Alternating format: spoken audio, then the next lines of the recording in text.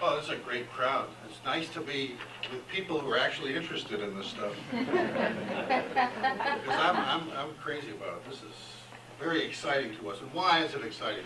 It's exciting because we see vermicompost, that's worm compost, as the essential input for sustainable agriculture. It's not there yet. It's been waiting in the wings for a long time, but it hasn't been available to commercial agriculture or commercial landscaping. Where's my landscape right here? Yeah. Until really the last 10 years, when this paradigm that we use has arrived on the scene.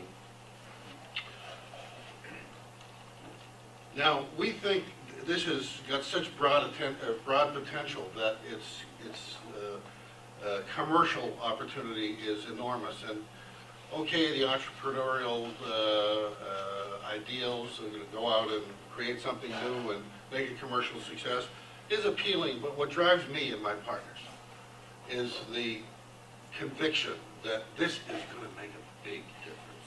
We want to make a big difference. This is, for us, a legacy project. Not all vermicompost is created equal.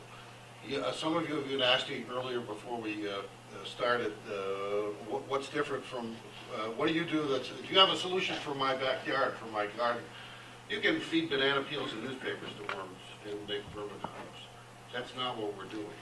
We need to make something that can be produced in high volumes and with very high quality and certain specific attributes that have to do mostly with microbiology, but also somewhat with soil chemistry.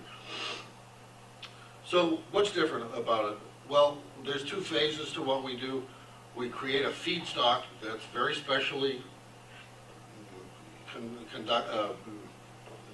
put together for the worm's consumption, and that's done by using a manure-based aerobic thermophilic compost. It takes about 3 weeks to make it. We feed it to the worms. Well, we feed it to the worms. I'll show you that. That's a subsequent slide. But we feed it to the worms. The worms take another 3 or 4 weeks, and we have our vermicompost. So what's special about it? This is a very unique product. We are not suggesting you shouldn't use standard compost. You should use as much of it as you can get your hands on, and some of these other inputs as well. That's not our approach to suggest that this is going to substitute for anything, but it has such unique properties that it's almost as though these sound made up. But in fact, we've got a lot of evidence that's been produced by major agricultural universities showing soil-borne disease suppression, at the seedling level, enhanced nutrient availability, plant growth hormones are delivered. It's something that happens when this stuff goes through the worm's guts. Plant growth hormones come out. Diminishes populations of nematodes. There's some evidence about insect pest resistance, foliar fungal issues on things like grapes and whatnot, and a high content of humic acids, which is something that in nature is very beneficial to plants, but in the natural world takes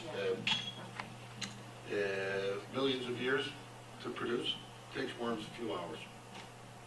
So it might seem too good to be true, but it's true.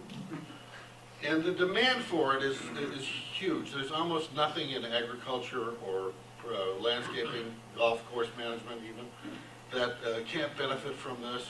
And here's a partial list, but there's probably a few things that we left out, but it can benefit almost any crop under any circumstance.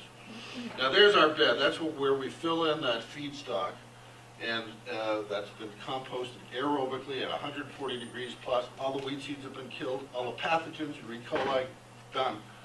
Plus, it has a heavy bloom of actinomyces and other thermophilic microorganisms that are very beneficial to not only the worms, but the plants later on. That's our partner Jack Chambers at his worm farm up in Sonoma. Now, our business model is non-industrial, it's collaborative.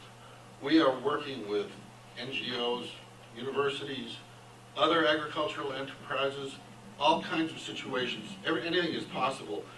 We feel this is necessary to really achieve our goal of making this essential input an impact item on the road to sustainable agriculture. And here's an example of making compost tea, which is not exactly like dropping a tea bag in a cup. It's a specific process with specific procedures attached to it. But it's just an example of all of the derivative, value-added products that we see coming down the road. And that's where our emphasis is going to be, is taking the vermicompost with this very high quality, very high standard production paradigm and turning it into seed coatings, turning it into customized crop amendments. We call it a living soil amendment, and that's what distinguishes it really from anything else that is used commercially on soil, in the sense that what we're really delivering is a robust, very rich community of microorganisms, bacteria, fungi.